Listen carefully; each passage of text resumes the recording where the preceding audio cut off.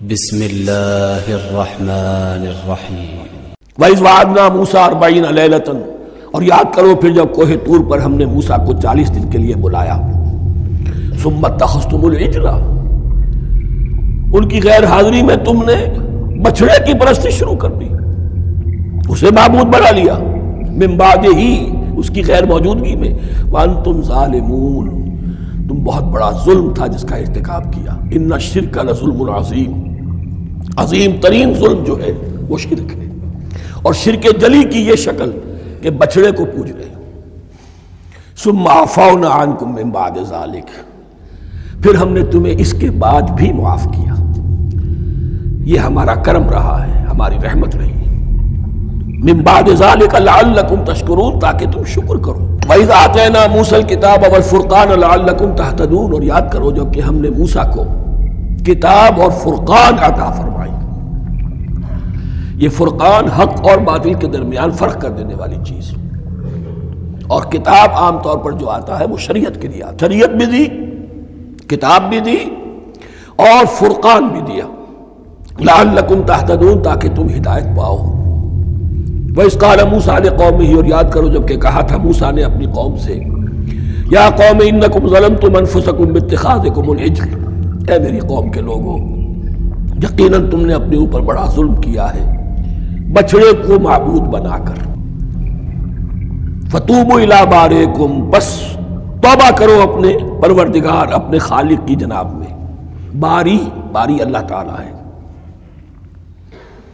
باری۔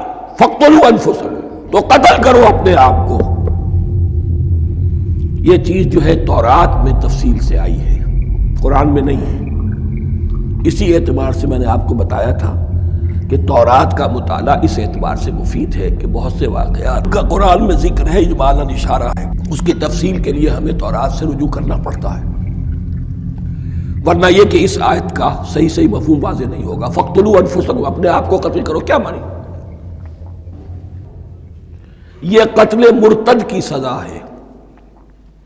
وہاں معلوم ہوتا ہے کہ حضرت موسیٰ نے یہ حکم دیا، 12 قبیلے تھے، ہر قبیلے میں سے کچھ لوگوں نے یہ کفر اور شرک کیا، باقی لوگوں نے نہیں کیا۔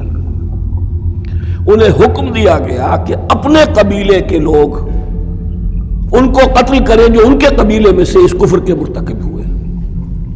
انفسکم سے مراد یہ اپنے قبیلے کے لوگوں کو تم قتل کرو، اس لیے کہ قبائلی زندگی جو ہوتی ہے آپ کو معلوم ہے، اس میں کوئی اور قبیلہ ہاتھ لگا دے تو قبائلی عصبیت بھڑک اٹھے گی۔ 70,000 یہودی قتل ہوئے،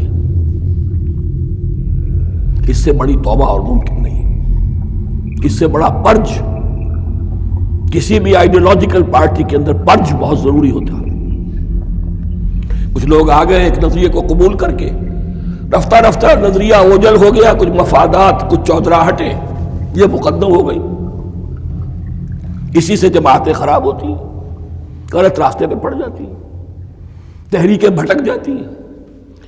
تو آئیڈیالوجیکل پارٹیز، نظریاتی جماعتیں پرج کرتی رہتی ہیں کہ جو بھی ہمارے نظریے سے ہٹ گئے اب ان کو ہم کاٹ کر علیحدہ کر۔ یہی سے قتل مرتد، تو یہ چیز حدیث میں ہے یا پھر قرآن میں یہاں ہے۔ اس حوالے سے جو لوگ ہمارے ہاں بعض علماء بھی ہیں، جدید دانشور ہیں، جو قتل مرتد کی جو حد ہے اسلام میں اس کو تسلیم نہیں کرتے، لیکن میرے نزدیک یہ شریعت موسوی کا تسلسل ہے کہ شریعت موسوی کی جس شے کو بدلا نہ گیا ہو، جس کے بارے میں صراحتاً یہ معلوم نہ ہو کہ یہ شے تبدیل کر دی گئی، تو وہ شریعت محمدی کا جز بن گئی۔ زنا پر رجم کا معاملہ بھی یہی ہے۔ قرآن مجید میں رجم کی صریح آیت کوئی موجود نہیں ہے، حدیث میں ہے۔ قرآن مجید میں مرتد کے قتل کے لیے کوئی آیت موجود نہیں ہے، حدیث میں ہے، سنت میں ہے، اور دونوں کی کا جو منبع ہے وہ اصل میں تورات ہے۔ تو اس بات کو اچھی طرح نقل کر لیجئے، یہ جگہ اکثر لوگ جو ہے یہاں بہت سرسری طور سے گزر جاتے ہیں، یہ بہت اہم ہے، اور اس کے لیے تورات کی طرف رجوع کیجئے۔ 70,000، 6 لاکھ کل تھے، جب یہ مصر سے نکلے ہیں 6 لاکھ تھے۔ کتنے عرصے کے بعد پیننسولا پہنچے ہیں، سینائی پیننسولا میں اور طور میں، کچھ اور ان کی تعداد بڑھ گئی ہوگی، لیکن یہ کہ ان میں سے 70,000 کو قتل کیا اپنے ہاتھوں سے۔ ہر قبیلے نے اپنے جو مرتد تھے ان کو اپنے ہاتھ سے قتل کیا۔ فَتُوبُوا إِلَىٰ بَارِئِكُمْ فَاقْتُلُوا أَنفُسَكُمْ ذَٰلِكُمْ خَيْرٌ لَكُمْ عِندَ بَارِئِكُمْ، یہی تمہارے لیے تمہارے رب کے نزدیک بہتر بات ہے۔ فَتَابَ عَلَيْكُمْ، تو اللہ نے تمہاری توبہ قبول کر لی۔ توبہ قبول کس طرح ہوئی؟ یہ تزکیہ ہوا ہے امت کا کہ ان میں سے جن لوگوں نے اتنی بڑی غلط حرکت کی ہے ان کو کاٹ کر، ذبح کر کے، ان کو قتل کر کے پھینک دیا۔ انہ هو التواب الرحیم، یقیناً وہ تو ہے ہی بہت توبہ کا قبول فرمانے والا اور بہت رحم فرمانے والا۔